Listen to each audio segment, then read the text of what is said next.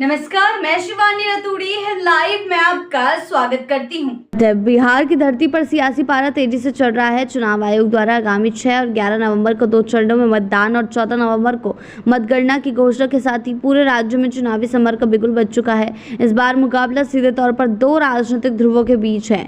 एक और है सत्ता में बैठा राष्ट्रीय जनतांत्रिक गठबंधन जो विकास की गाथा को दोहरा रहा है, तो दूसरी ओर है महागठबंधन जो बदलाव और सामाजिक न्याय के नाम पर जनता का दिल जीतने की कोशिश में है। एनडीए ने अपने प्रचार अभियान को विकसित बिहार के नारे से धार दी है। भारतीय जनता पार्टी और जनता दल यूनाइटेड के नेतृत्व वाले इस गठबंधन ने स्पष्ट कर दिया है कि वो इस चुनाव में जातिगत समीकरणों के बजाय विकास की राजनीति के सहारे मैदान में उतर रही है। मुख्यमंत्री नीतीश कुमार की छवि को एक बार फिर आगे रखते हुए गठबंधन उन्हें सुशासन बाबू के रूप में प्रस्तुत कर रहा है, एक ऐसा नेता जिसने बिहार को जंगल राज की अराजकता से निकालकर विकास की पटरी पर लाया। गृह मंत्री अमित शाह ने अपने हालिया भाषण में कहा कि बिहार को जिस जंगल राज से जनता ने उबारा था, उस दौर में वापस जाने का जोखिम अब राज्य नहीं उठा सकता। उन्होंने जोर देकर कहा कि बिहार की जनता इस बार भी विकास की राजनीति को ही चुनेगी। भाजपा अध्यक्ष जेपी नड्डा और जेडीयू के कार्यकारी अध्यक्ष संजय झा ने भी एनडीए के आत्मविश्वास को साझा करते हुए कहा कि ये चुनाव केवल सत्ता की लड़ाई नहीं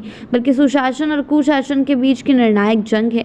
एनडीए के पास वर्तमान में 129 विधायकों का समर्थन है, जो बहुमत के आंकड़े 122 से कहीं अधिक है, जबकि विपक्षी खेमे के पास 112 विधायक है।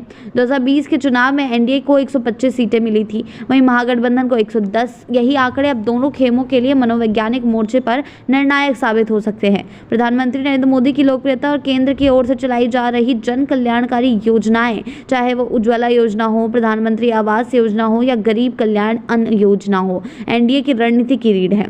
मुख्यमंत्री नीतीश कुमार, जो अब तक कई बार बिहार की सत्ता संभाल चुके हैं, अपने अनुभव और प्रशासनिक छवि के दम पर एक बार फिर मैदान में है। खासकर अति पिछड़ा वर्ग में उनकी पकड़ अब भी मजबूत बनी हुई है। हाल ही में ईबीसी आरक्षण को 27% तक बढ़ाने और स्थानीय निकायों में महिलाओं के लिए कोटा बढ़ाने जैसे फैसलों ने उनका सामाजिक आधार को और मजबूत किया है। ये वर्ग जो पिछले कई चुनावों में निर्णायक रहा, इस बार भी एनडीए के लिए गेम चेंजर बन सकता है। अब आगे चलकर क्या कुछ होता है ये देखने वाली बात होगी। एनडीए की चुनावी रणनीति सीधी है, विकास बनाम जातिवाद। गठबंधन का आरोप है कि विपक्षी महागठबंधन एक बार फिर जाति आधारित राजनीति को हवा देकर राज्य को पीछे ले जाना चाहता है। राष्ट्रीय जनता दल और कांग्रेस जैसी पार्टियों पर निशाना साधते हुए एनडीए नेताओं का कहना है कि इन दलों के पास कोई ठोस विकास एजेंडा नहीं है, बल्कि ये केवल सामाजिक न्याय के नाम पर वोट बैंक को साधने में लगे हुए हैं। ऐसी ही अपडेट्स के लिए जुड़े रहे हैं लाइव के साथ ही चैनल को सब्सक्राइब करना ना भूलें और हमारी फेसबुक और वेबसाइट के साथ भी जरूर जुड़ें।